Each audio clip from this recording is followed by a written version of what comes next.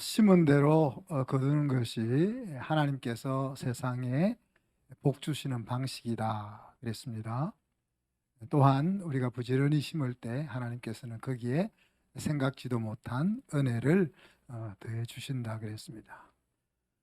그런데 대부분의 사람들은 적게 심고 많이 거두고 싶고 또 심지 않고 거두는 것을 복이라고 생각하는데, 하나님은 심지 않고 거두는 것을 복이라고 생각하기보다는 화가 된다 그렇게 생각하십니다. 그래서 우리가 심고 거두는 것을 원하시는 거죠. 하나님의 마음을 깨달은 사도 바울은 그래서 우리에게 성령을 위해서 심을 것을 권고했습니다. 바로 새 사람이 원하는 것에 투자하는 인생, 그것이 성령을 위하여 심는 것이다 그랬죠. 우리가 주님께 붙어 있어서 우리의 인품이 예수님을 점점 더 닮아가게 힘쓰는 것, 이것이 이제 성령을 위하여 심는 거다 그랬고, 우리 영의 생각들을 구체적으로 생활 속에 옮기기 위해서 애쓰는 것, 이것이 성령을 위하여 심는 거다.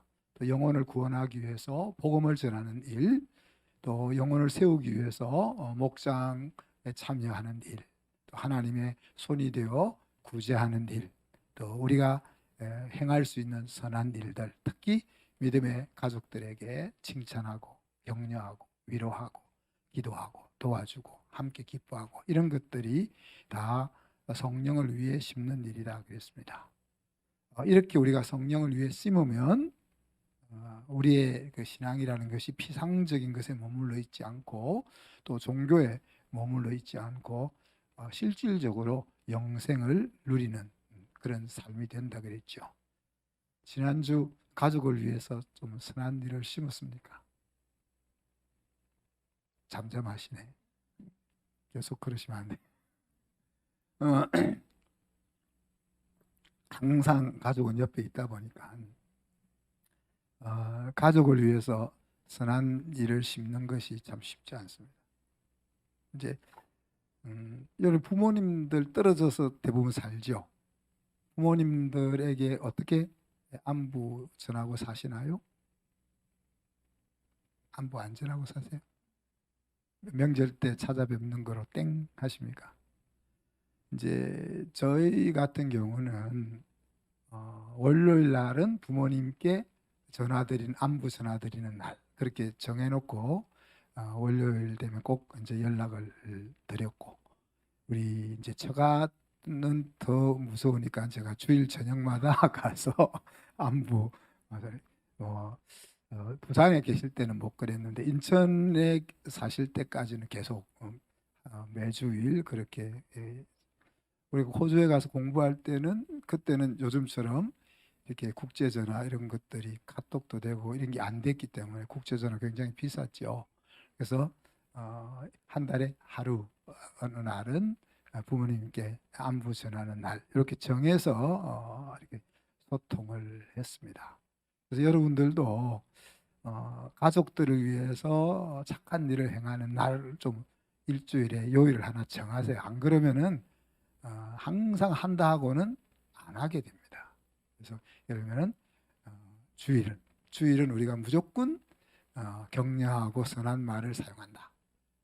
애들이 아무리 사고를 쳐도 야단치고 격려하는 말을 좋은 쪽으로 찾아서 한다. 날을 하나 정해가지고 그렇게 좀 해보십시오. 그러지 않고서는 성령께서 매일 여러분들을 두드리 패지도 않고 하기 때문에 이 일들이 안 일어날 것 같아서 제가 당부를 드립니다.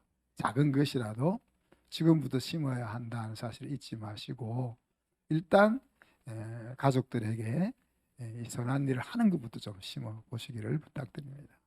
오늘은 우리의 신앙과 교회를 이 땅에 존재하게 한 사건, 바로 부활주일이죠, 그죠? 사실 엄격하게 이야기하면 매주일이 부활하신 주님을 기념하는 날입니다. 그 부활이 하나님의 자녀들의 삶에는 어떻게 적용하게 되는지를 좀 알아보았으면 좋겠습니다.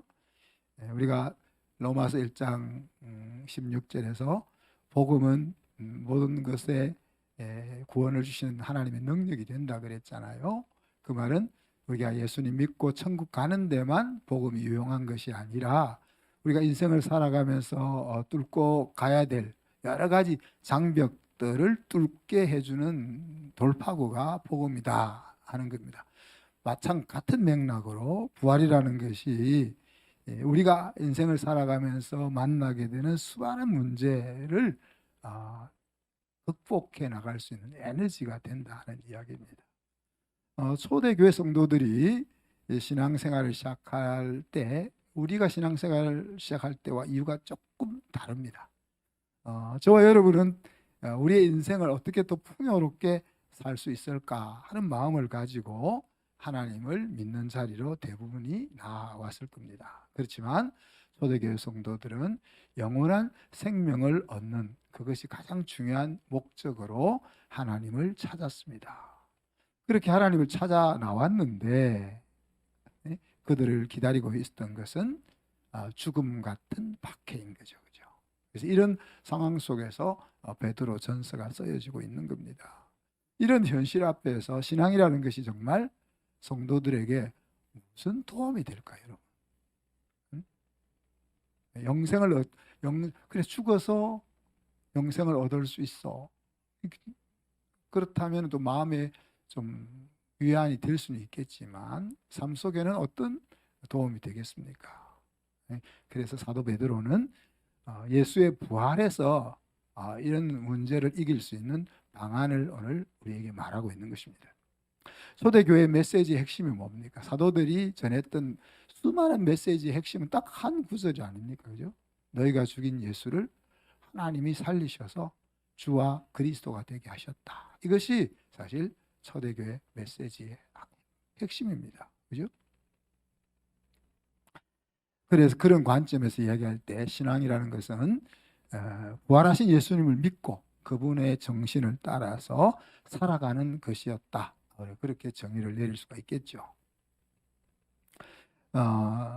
그런 상황에서 오늘 베드로 사도는 성도들에게 예수 그리스도의 아버지 하나님을 찬송하자 그렇게 권고하죠. 보통 이 찬송한다는 것은 항상 하나님께서 하신 일의 근거가 되어서 이루어지게 되는 거죠. 그냥 우리가 스스로 아무 일도 없는데 하나님을 찾아서 찬양하는 것은 아니다. 하나님이 우리를 위해서 행해 놓으신 놀라운 일들이 있기 때문에 그리고 그것을 경험했기 때문에 그것을 높이는 것이 찬양인 거죠.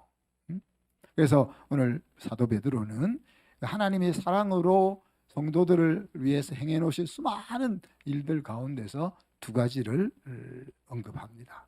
산 소망을 갖게 하셨다는 사실, 그리고 성도들에게 최고의 유업을 이을 수 있도록 하셨다 하는 이 두 가지를 언급하면서 이런 하나님을 우리가 찬양하자 그렇게 권고하는 거죠. 3절 말씀에 보면 그의 많으신 긍휼대로 예수 그리스도를 죽은 자 가운데서 부활하게 하심으로 말미암아 우리를 거듭나게 하사 산 소망이 있게 하셨다 그랬습니다. 하나님이 우리를 불쌍히 여기는 마음이 크기 때문에 예수 그리스도를 부활시켰다는 거예요. 그리고 그 예수 그리스도의 부활을 통해서 우리가 거듭나게 하셨고 그 거듭난 자녀들에게는 산 소망이 생겼다는 이야기죠. 그죠? 중생을 통해서 우리가 하나님의 자녀가 된다라고 요한복음에서 배웠는데 우리가 알고 있는 중생은 에베소서 2장에 따르면은 하나님의 은혜로 인해서 우리가 믿음을 가지게 되고 그 믿음의 결단을 통해서 우리가 하나님의 사람으로 거듭나게 되는 거죠. 그런데 오늘 본문에서 사도 베드로는 다른 관점으로 이 하나님의 자녀가 되는 일들을 말씀하고 있습니다. 뭡니까? 하나님께서 행하신 예수 그리스도의 부활이 우리를 거듭나게 해서 하나님의 자녀가 되도록 이끌었다. 그렇게 설명을 하고 있습니다. 로마서 1장 4절에 보면 이런 내용들을 설명을 해주고 있는데 성결의 영어로는 죽은 가운데서 부활하여 능력으로 하나님의 아들로 인정되셨으니 곧 우리 주 예수 그리스도시니라 그랬습니다. 자, 예수님이 부활하심으로 말미암아서 우리들에게 예수님은 하나님의 아들이구나 하는 것이 받아들여지게 했다는 이야기. 예수님은 실제로 하나님의 아들이잖아요. 그래서 예수님이 부활 안 하실 리는 없지만은 부활하시지 않았더라도 하나님의 아들인 것은 변함이 없습니다. 그러나 예수님이 부활하지 않았다면 어떻게 된다는 이야기예요. 예수님을 믿고 따르고 추종했던 제자들의 마음속에는 그냥 예수님은 좋은 스승님으로 자리하는 거예요. 네, 그들을 죄와 허물로부터 구원하시고 새로운 인생을 열어주시는 그런 구세주로서는 받아들여지지 않는다는 거예요. 그래서 예수님의 부활은 또 다른 측면에서 우리가 예수님을 믿을 수 있도록 하나님의 아들로 구세주로 믿을 수 있도록 이끌어주는 선물이 된다는 이야기입니다. 그래서 하나님의 자녀에게 주신 중요한 선물이 있는데 그것이 오늘 산소망, 살아있는 소망 그런 표현을 썼습니다. 소망이라는 것은 사람을 움직이게 하는 건강하고도 중요한 에너지잖아요. 그죠? 소망이 없으면은 환경적으로 좋은 조건이 갖추어져 있어도 행복하거나 신나기가 어렵습니다. 이 살아있는 소망이라는 것은 우리가 없애버리려고 해도 없어지지 않는 그런 소망을 이야기합니다.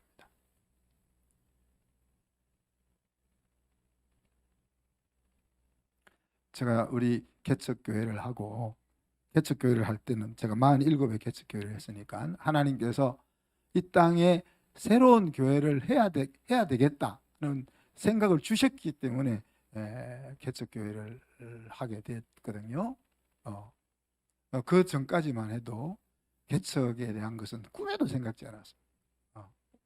그래서 열심히 말씀을 잘 연구하고 또 나를 갈고 닦아서 좀 큰 교회를 맡아서 섬길 수 있는 목회자로 준비가 되기 위해서 부지런히 달려왔고 또 여러 목회자들이나 동료들로부터 뒤처진다 소리는 안 들으면서 그렇게 이제 달려왔단 말이에요.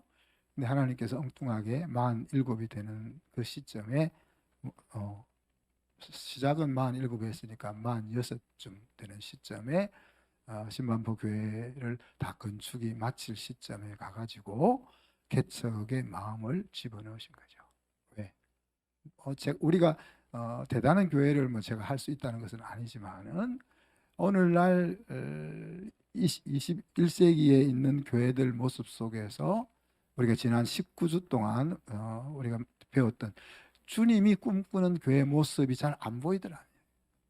그래서 정말 하나님이 살아계시다면 어떤 교회를 기뻐하시고 어떤 교회를 찾으실까? 말세에 내가 믿는 자를 보겠느냐 하실 때 어떤 교회일까?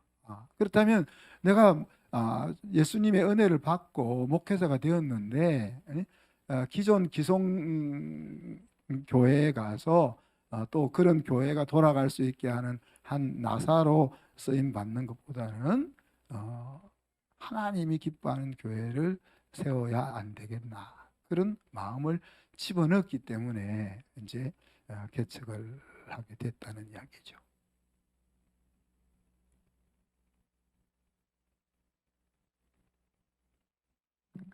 뭘 이야기하다가 제가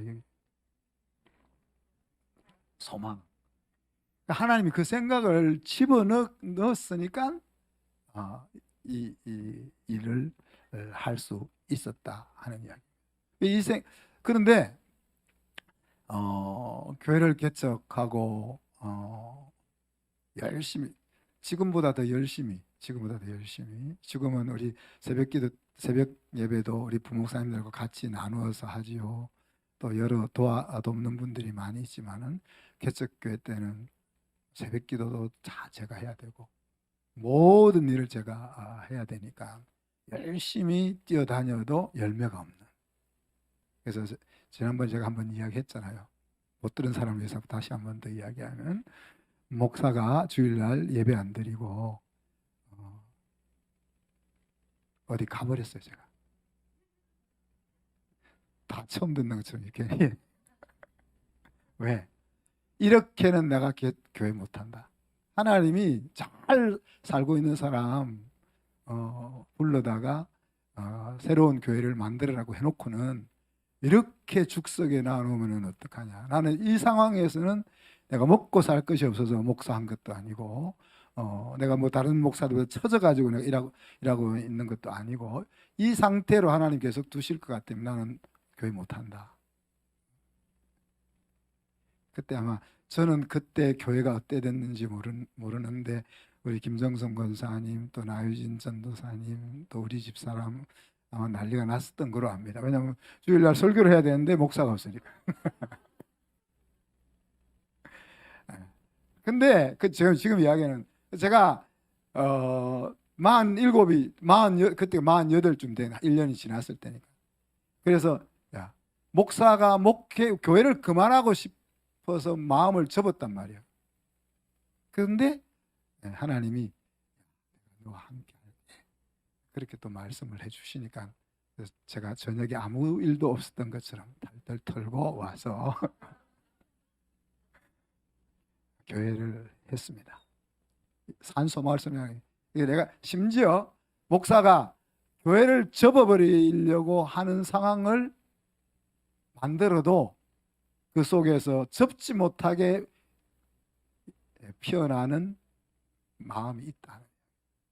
우리가 인생을 살면서 수고하고 애쓰고 달려가다가 안 되니까 야 이것은 내가 이제 이것을 안 될 일이야 하고 딱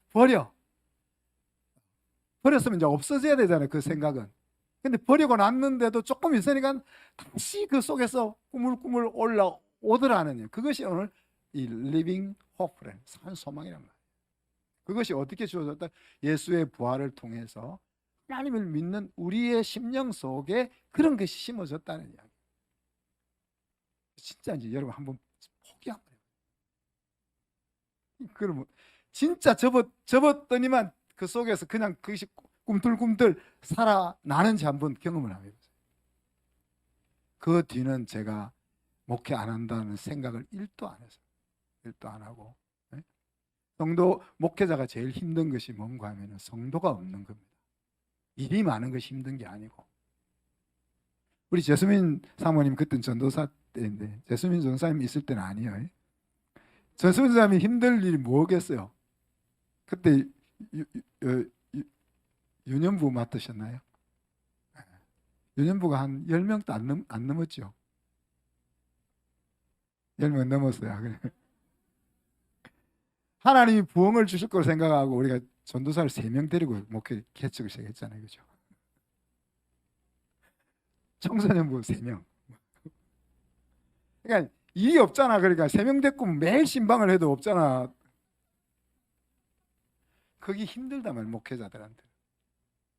일이 많아가지고 막 매일 신방해야 되고 신방하고 와도 또 일이 남아있고 이것이 힘든 게 아니라 말씀을 먹이고 양육하고 함께 고민하고 함께 싸우고 할 성도가 없는 것이 제일 힘들단 말이에요.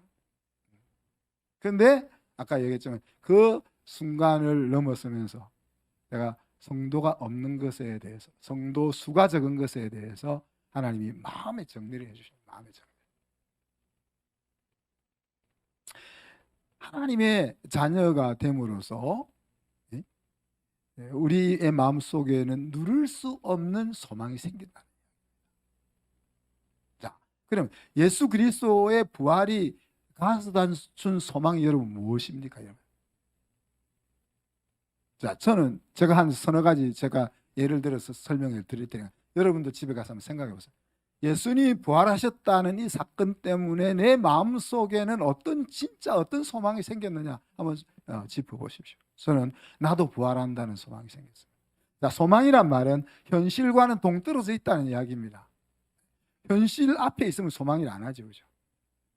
뭔가 내가 바라보는 것이지만 지금 현실과는 상당한 거리가 있는 것을 이야기합니다. 나도 부활한다. 예수님만 부활하냐? 나도 부활한다. 그 부활은 나도 부활한다는 사실은 나로 하여금 죽음을 이기게 해주는 거예요. 왜? 부활할 거기 때문에. 그렇잖아요. 우리가 길을 가다가 사고가 나서 죽으면은 예수 믿는 사람이 사고가 나서 죽었다고 슬퍼할 수 있잖아요. 안타까워할 수 있잖아요. 이 안타깝지 않다는 것이 아니고 그렇게 사고가 나서 죽어도 복이다 하는 거예요. 그 죽음으로 그냥 인생이 끝나는 것이 아니. 그럼 끝나면은 안타까운 죽음이라서 안타깝다 할 수가 있겠지만, 그죠? 주 안에서 죽는 자가 복이 있다 했기 때문에 우리는 인간적인 관점에서 어떤 형태로 죽어도 복이다. 왜? 이게 나도 부활한다는 것이 정말 마음속에 새겨지면 그런 거예요. 우리가 매일 아프고 비실비실하고 그렇게 살아도 그게 복이다. 왜? 나에게 건강하고 멋있는 몸으로 하나님이 새롭게 부활시켜 줄 거기 때문에. 그래서 사도가 뭐예요? 차라리 내가 이 몸을 벗어버리고 새 몸을 덧입기를 원한다 그러잖아요. 왜? 이 몸은 아무리 건강해도 아프고 한계가 있고 힘들고 그렇잖아요. 그러나 하나님이 주실 그 새 옷, 새 몸은 그런 것이 없잖아요. 그러니 성도들만 아니면, 우리 집 사람만 아니면은 뭐예요? 그냥 새 몸을 입는 것이 진짜 좋은 거지. 새 몸을 입는 것이 진짜 좋은 거지. 우리 병원 안 가도 되고, 안 아파도 되고, 속 안 상해도 되고. 뿐만 아니라 저의 경우는 이 부활은 나도 다시 산다는 것은 허물을 극복하게 해줍니다. 저는 성향이 좀 또 아니면 모 성향이라 가지고 대단히 행복하지 않으면 그냥 살고 안 싶은 사람. 그래서 예수 안에서 내 인생이 막 항상 들떠 있지 않으면 이런 인생은 뭐 하려고 사냐 이런 생각이 들어오는 사람이라고. 그래서 예수님을 안 만났으면 나는 그냥 벌써 세상을 떠났을 사람. 그런데 나도 부활한다는 그 사건은 나로 하여금 죽음을 넘어서게 해주고 또 허물을 넘어서게 해주더라. 그것이 이제 내 소망이 되는 거예요. 또 한 가지 더 소개하면 주님의 칭찬과 위로를 바라볼 수 있는 거예요.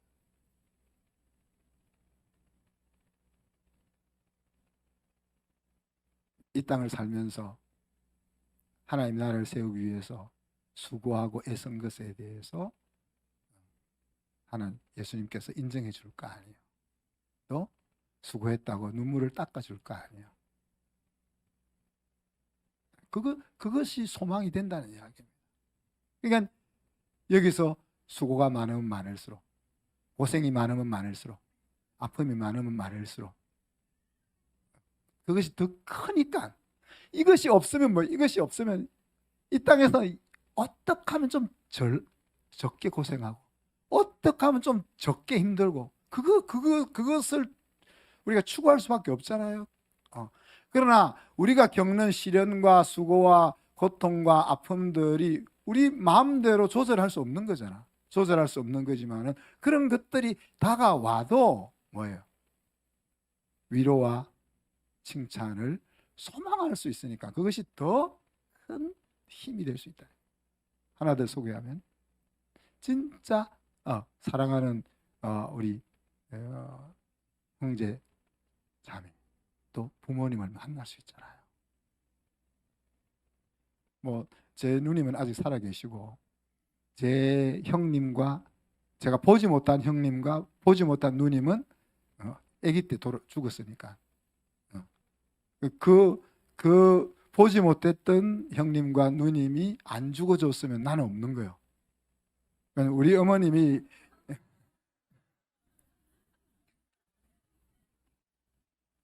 어머님이 옛날 분이지만 좀 신식이시요. 신식이 가지고 그 당시에 둘만 놓고 안 놀라 하신 거예요. 그 우리 집 사람이 다은이 놓고 다현이 놓고 나니까 이제 됐다 너 그만 나 고생한다 그러셨다니까. 제 마음도 모르고 그런 분이셨으니까 만약에 제가 보지 못했던 형님과 보지 못했던 누님이 아기 때 안 돌아갔으면 나는 없는 거. 여러분 한숨께도 없는 거. 근데 그분 얼굴을 볼 수 있잖아. 그리고 또 우리 아서 얼굴도 볼 수 있는. 우리 집 사람과 애들이 나쁘다는 것이 야, 우리 아기가 우리 다은이 뱃속에서 3일 나오기 3일 전에 죽었으니까 우리가 보지 말자 그래 놓고 자기들은 다 보고 나만 안 봤어. 그 장례를 치르러 갔을 때 나중에 다 봤다 그러더라고. 그럼 같이 보든지 하지. 그 애도 볼 수가 있고, 그죠?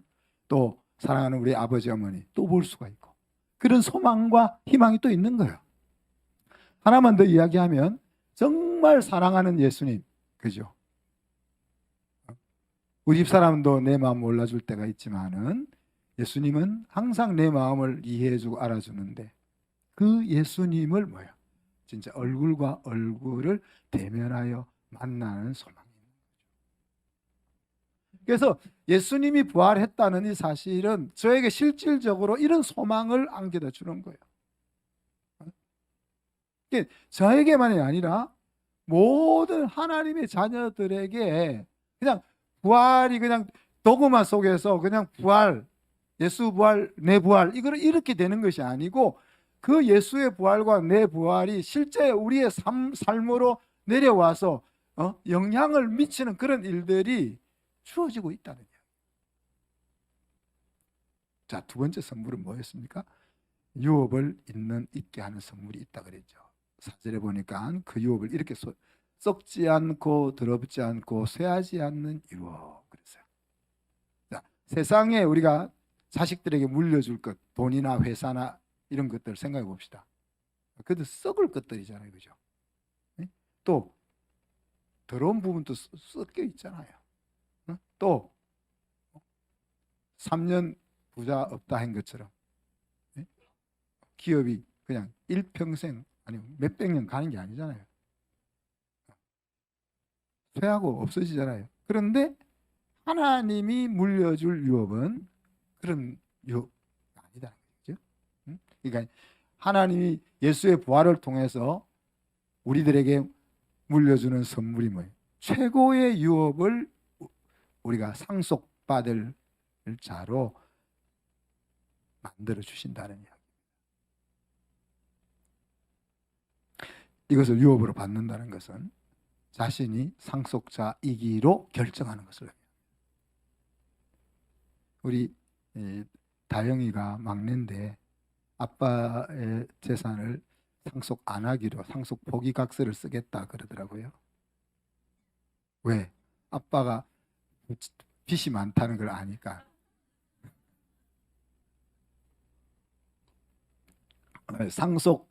아빠의 재산을 상속받겠다 하면 빚도 자기 받아야 될 것 같은 거. 머리가 짜치는 거죠, 그죠? 빚만 있는 게 아니고 자산도 있는데.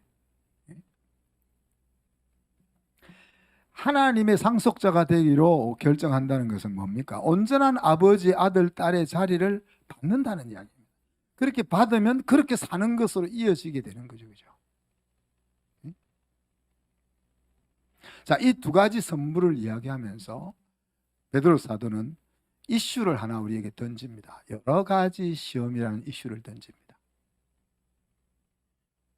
이 여러 가지 시험은 뭐라고 이야기했죠? 오늘 말씀해 보니까 여러 가지 6절에 보네. 여러 가지 시험으로 말미암아 잠깐 근심하게 되지 않을 수 없으나 그랬어요. 그러니까 근심할 만한 시험거리가 이제 너희들에게 직면해 있다 하는 이야기죠. 그죠? 그 근심할 만한 상황은 심해지면 뭐요? 목숨을 내어놓아야 하기도 하는 그런 시험거리가 있다 하는 이야기입니다. 그런데 그런 목숨을 내어놓아야 될 것 같은 시험거리가 지금 있지만, 그러나 그것으로 인해서 마음이 무너지는 것이 아니고 기뻐하게 될 것이다. 그렇게 이야기합니다. 그러면서 베드로 사도는 뭐라고 이야기합니까? 근심 있게 만드는 그 시련이 잠깐이라는 표현을 쓰죠. 이것은 이제 베드로의 눈입니다. 그리고 베드로의 눈이기도 하고 하나님의 눈이기도 하죠. 그러나 그 시련을 겪는 성도들의 눈은 어땠겠어요? 얼마나 길고 얼마나 힘들겠어요?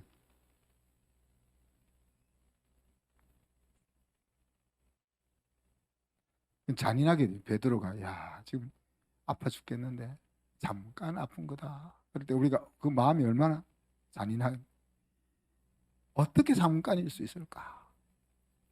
자, 그것은 하나님이 우리를 위해서 준비해 놓은 영광의 길이와 견줄 때 그렇다는 겁니다. 우리가 지금 직면하고 있는 시련은 긴 거예요. 우리에게는 지금 우리의 눈으로는 긴 거예요. 긴 건데 이 과정을 통과한 뒤에 하나님으로부터 받게 될 그 상급, 영원한 인생의 길이와 비교하면 이거는 진짜 찰나와 같은 거다. 그래서 이렇게 잔인하게 잠깐이라는 말을 쓰고 있는 겁니다. 또 이것을 조금 우리가 이해하기 쉽게 어떻게 이런 마음을 먹을 수 있는지 그림으로 생각해 보면, 베드로 전서 5장 10절에 보면 이 잠깐이라는 나오거든요. 그 말은 우리 이제 훈련소에 딱 갔는데, 우리 병사가 훈련소에 갔는데, 훈련소에서 훈련 받을 때가 제일 힘들잖아요. 평상시 군대에 가면 그렇게까지 세게 안 할 텐데 훈련소에서는 아주 군기 잡기 위해서 아주 힘들게 만들잖아요. 그럼 훈련을 힘들어서 죽겠는데 단련을 해야 되나 이렇게 고민하고 있는데, 고개를 딱 들고 보니까 훈련 교관, 빨간 모자를 쓴 교관이 누구? 자기 동네 형인 거야. 그 장면을 생각하라는 이야기. 네?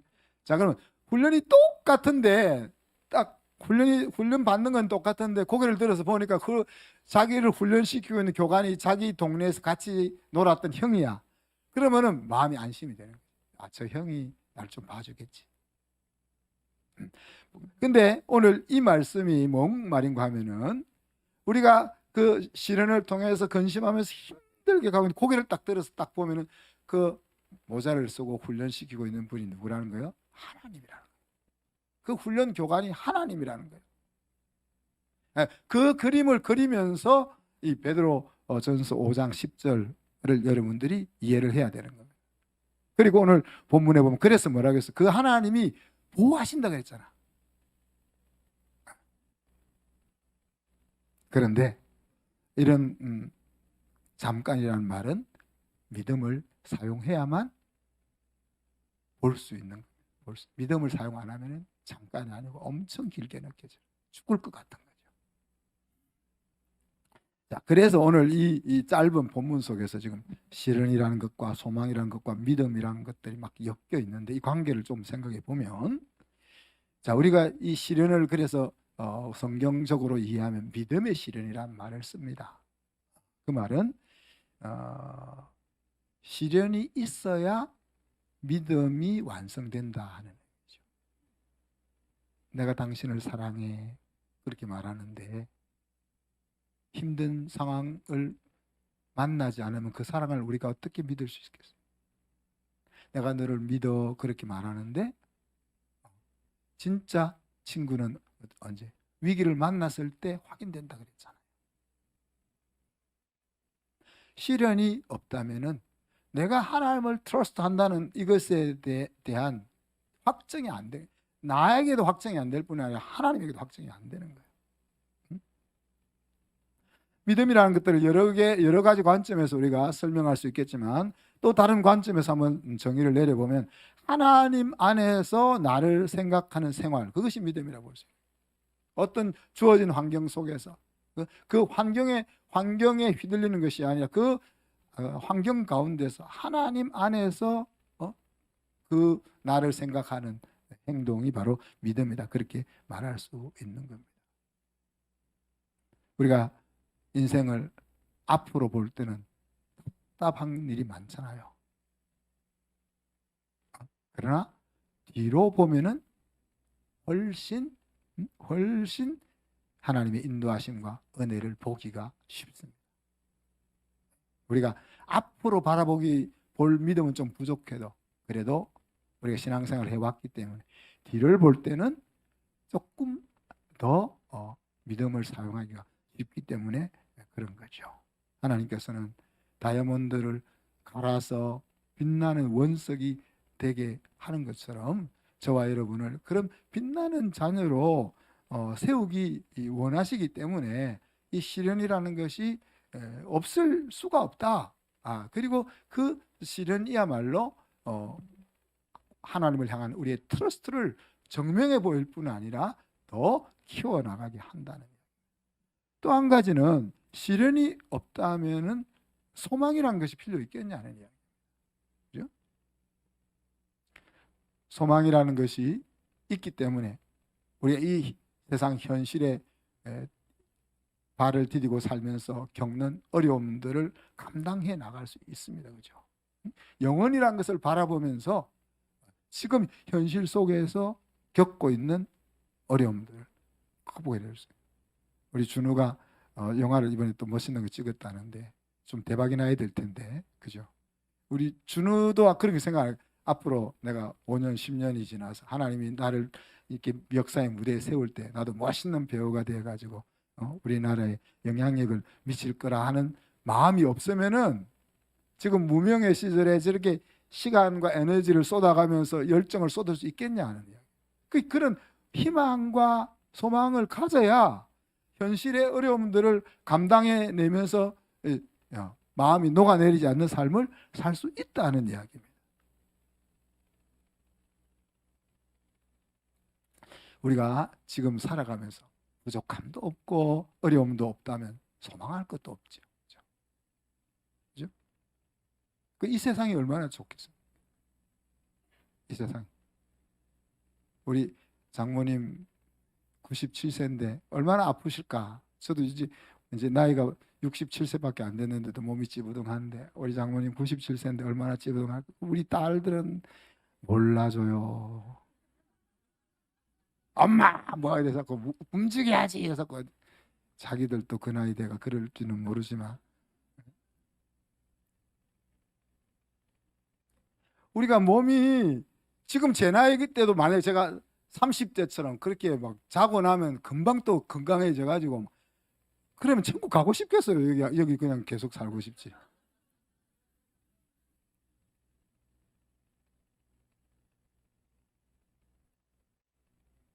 우리가 제가 항상 하는 말, 그러면 라오디게아 교인처럼 된다. 하나님은 좋으신 분이지만 하나님이 안 계셔도 전혀 인생살이 불편함이 없다. 그런 인생을 우리가 살게 되지 않나요? 그죠? 마지막 하나만 더 이야기하면 만약에 영원한 기업이 없다면 믿음도 시련도 의미가 없지 않겠냐. 우리가 하나님께서 예비해 놓은 그 무엇과도 비교할 수 없는 기업이 있기 때문에 우리가 믿음을 사용하고 시련을 겪고 감당해내는데, 그래서 사도 바울은 이렇게 이야기하잖아요. 우리의 바라는 것이 이 세상뿐이면 믿음도 헛되고, 그죠? 모든 것이 소용없는 짓이 아니겠냐, 그렇게 이야기합니다.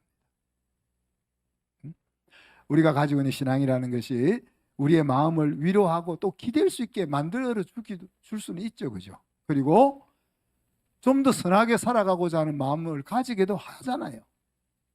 또 어려움을 만났을 때 어려움을 이길 수 있도록 또 하잖아요. 그렇지만 만약에 부활이 없다면은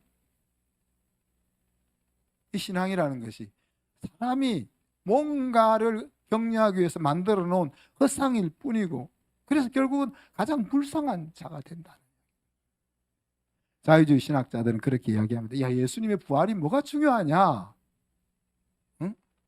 예수님이 죽어도 하나님을 의지하는 사람은 죽어도 살겠다 하는 그 정신을 가지고 사는 것이 중요하지, 그렇게 이야기합니다. 예수님 물 위를 걸어갔다는 사실이 뭐가 중요하냐? 예수님은 자연을 거스릴 수 있는 능력을 가지고 있는 분이다 하는 그런 생각을 우리가 가지는 것이 중요하지, 그렇게 이야기합니다. 언뜻 들으면 굉장히 그럴듯하게 들려요. 그러나 팩트가 없는 그런 정신들은 그냥 다 무너지는 겁니다.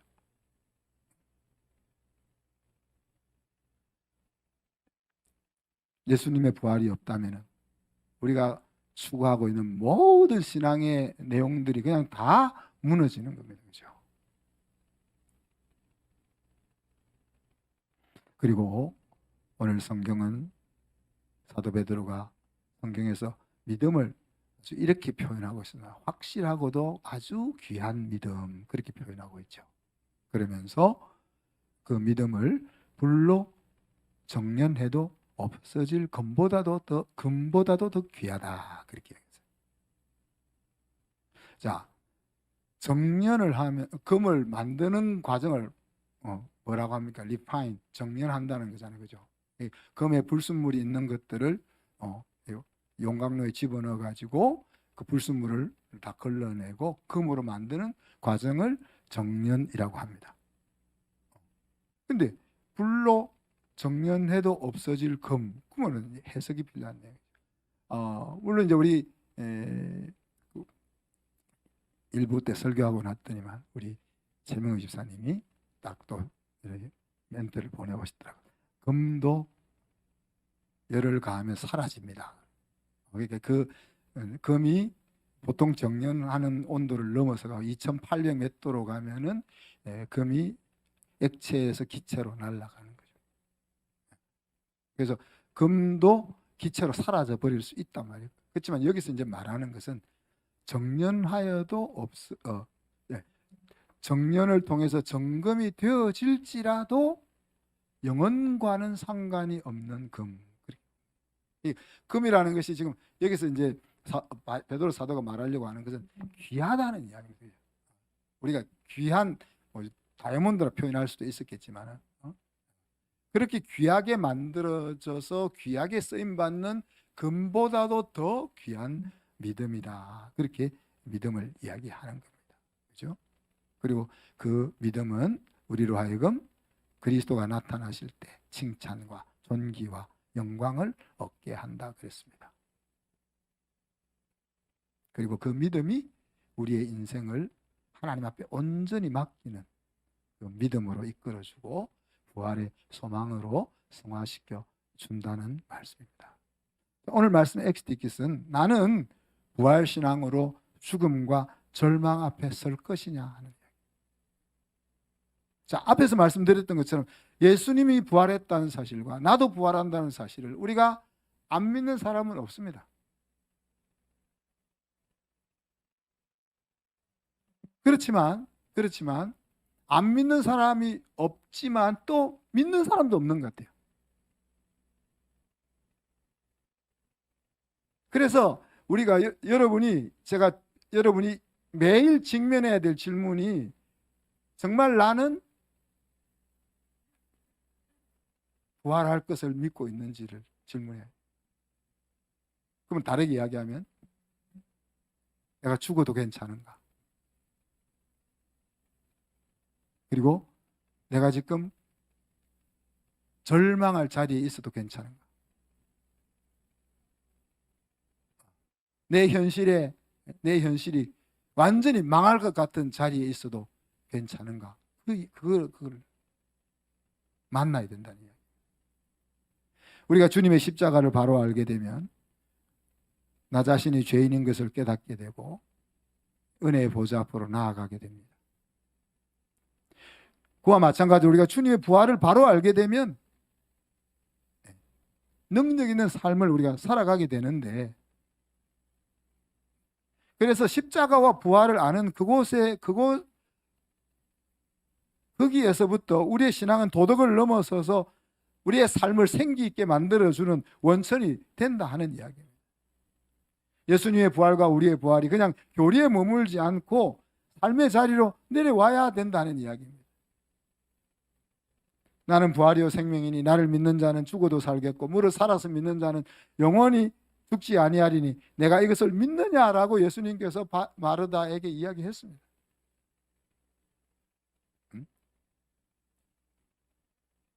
이 사실이 내 마음속에 제대로 받아들여지게 되면 어떻게 돼요? 부활은 더 이상 죽음이 더 이상 두려움이 되지 않게 나를 이끄는 거예요. 내 인생이 절망 속에 빠져 있어도 더 이상 그 절망이 나를 사로잡지 못하게 나를 이렇게 세우는 거야.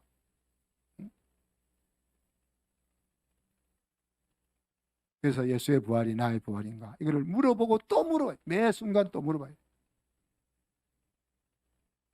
물론 이 질문에 대해서 아멘이라고 우리는 할 수 없다고 저는 생각합니다. 그렇지만 할 수 없음에도 불구하고 우리 속에 계신 성령께서 아멘이라고 말하게 하신단 말이에요. 우리가 가지고 있는 믿음이라는 것은 온전하지 못하고 불완전하잖아요. 그럼 불완전해서 아무 의미가 없는 것이 아니고, 불완전함에도 불구하고 성령께서 그 불완전한 우리의 믿음을 바르게 고백할 수 있도록 이끌어 주시니까, 그래서 우리가 성령의 도움을 받아서 아멘이라고 말할 수 있을 때, 우리는 시련을 만나도 당당하게 웃으면서 그 시련을 마주칠 수가 있는 겁니다. 그리고 하나님이 신앙을 통해서 우리에게 주시고자 하는 선물이 바로 이것이다 하는 이야기입니다. 우리 인생을 살아가는 동안 여러분, 우리에게 수고와 시련은 끊이지 않을 겁니다. 우리가 열심히 하나님을 잘 섬긴다고 해서 우리 앞에 시련이 없어지지 않을 겁니다. 그러나 그 시련이 있음에도 불구하고 우리가 마음이 녹아내리거나 주저앉아 앉는 것이 아니라, 그 시련이 있음에도 불구하고 하나님의 살로움을 누리게 하는 그 신앙을 하나님이 우리에게 주고 싶은 거예요. 그리고 그것은 부활하신 예수 그리스도를 통해서 우리에게 약속되어지고 있는 거죠. 오늘 성찬에 참여하시면서 이 십자가의 은혜와 부활의 능력이 저와 여러분의 것이 되기를 주님의 이름으로 축복합니다. 기도합시다. 하나님, 사랑과 은혜를 감사합니다. 부활을 통하여 하나님이 우리에게 주신 선물들을 다시 한번 생각하며 그 선물이 실제 우리의 삶 가운데 능력으로 나타날 수 있게 하여 주옵소서. 매주일 우리가 성찬에 참여하면서 주님의 부활을 내 마음속에 되새겨야 하겠지만, 주의 성령께서 우리에게 함께 하셔서 예수의 부활이 나의 부활이 되며 그 부활이 내 삶으로 내려오는 놀라운 일들이 일어날 수 있도록 저희들을 이끌어 주옵소서. 감사드리며 예수 그리스도 이름으로 기도하옵나이다. 아멘.